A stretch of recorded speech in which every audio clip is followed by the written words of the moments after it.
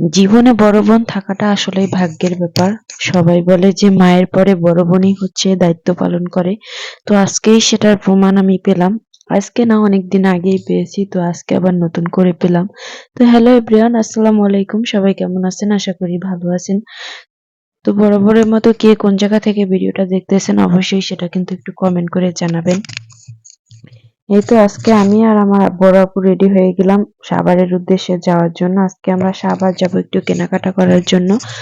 আসলে আমার জন্মদিন হচ্ছে নভেম্বরের 27 তারিখ, আর আপুর জন্মদিন হচ্ছে নভেম্বরের 26 তারিখে।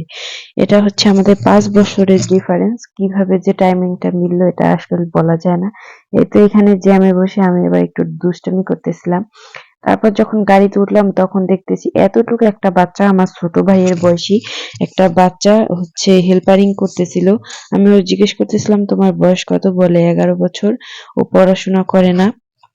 তো এত ছোট একটা বাচ্চা কিভাবে কাজ করতেছে দেখেন। আমি আবার উঠে গিয়ে ওর পাশে বসলাম, তারপর অনেক কথা ওকে জিজ্ঞেস করতেছিলাম।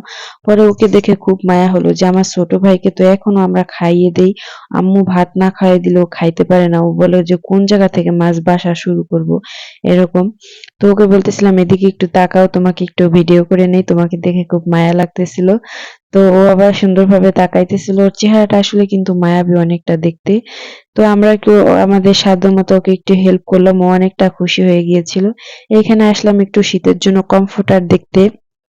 তো কমফোর্টারের কোয়ালিটি গুলো মোটামুটি ভালো ছিল, তত একটা ভালো ছিল না, যার কারণে আবার দামও বেশি চাচ্ছিল অনেক, যার কারণে আর নেওয়া হলো না। এখানে দেখে চলে আসলাম। তারপর আমরা দুইজন আবার চলে গেলাম Savar city centre, new market, sorry city centre না, নিউ মার্কেটে। নিউ মার্কেটের 2 তলায় আসলাম। এসে এখানে আবার একটা ড্রেস দেখতেছিলাম, যেটা আর কি আমি একটু ভিডিও করে নিব ভাবছি। পরে দেখি দোকানদাররা চায় রয়েছে, পরে আর ভিডিও করি নাই। তো এখান থেকে একটু ভিডিও করে তারপর চলে আসলাম। এই যে এখানে পুতুলের গায়ে মেরুন কালার ড্রেসটা দেখতেছেন, এই যে এটা আমার কিন্তু এরকমই সেম খয়েরি একটা ড্রেস নিয়ে দিয়েছে আপু। আর আপু সেম এই যে এইখানে যে গোলাপি মিষ্টি কালারের ড্রেসটা, এই ড্রেসটা নিয়েছে। এই দুইটা ড্রেস দুই দোকানে আমাদের ভীষণ পছন্দ হয়েছে। এই যে এখানে দেখতে পাইতেছেন, এখানে আমি প্রথম ধরছি, যেটা দেখে আর কি দোকানদার বলতেছিল দাঁড়াও, ওভাবে ধরলে তো তুমি বুঝতে পারবে না কত সুন্দর লাগতেছে। আমি ধরে দিই, উনি আবার একটু সুন্দর করে ধরে দিল। এখন দেখতেছেন মাশাআল্লাহ অনেক সুন্দর লাগতেছিল। আমি খেয়াল করিনি, পরে দেখলাম আমার জুতার সাথেও কিন্তু আমার ড্রেসটা ম্যাচিং হয়ে গেল। পরে এখান থেকে আপু আবার ড্রেস দেখতেছিল। আপুকে কিন্তু এই মাস্টার ইউলো কালার ড্রেসটা খুব সুন্দর লাগতেছিল। আপুকে বললাম নিয়ে নিতে এটা, তো আপু আবার মাস্টার ইউলো কালার পছন্দ না, যার কারণে আপু আবার নিল না। আপুর আবার ওই দোকানের মেরুন মানে গোলাপি কালারটা খুব পছন্দ হয়েছে। এই যে এখানে এসে আবার আমি ধরে দেখতেছিলাম। আপু আবার বললো যে তুমি ধরে দেখো কতটুকু হয়, তাহলে আমি বুঝতে পারবো। তো আমি এখানে আবার ধরে দেখতেছিলাম। আপুর আবার এই ড্রেসটা ভীষণ পছন্দ হয়েছে। তো আপু আবার এই দোকান থেকে এই ড্রেসটা নিয়ে নিল। তো এই দুইটা ড্রেস আমরা নিয়েছিলাম দুই দোকান থেকে 10,000 টাকায়।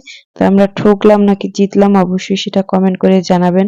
আর আমার জুতার সাথে একদম কিন্তু আমার ড্রেসটা ম্যাচিং হয়ে গেছে। আমি আবার আপুকে বলতেছিলাম আমার একটা এক্সট্রা জুতা কিনতে হবে না।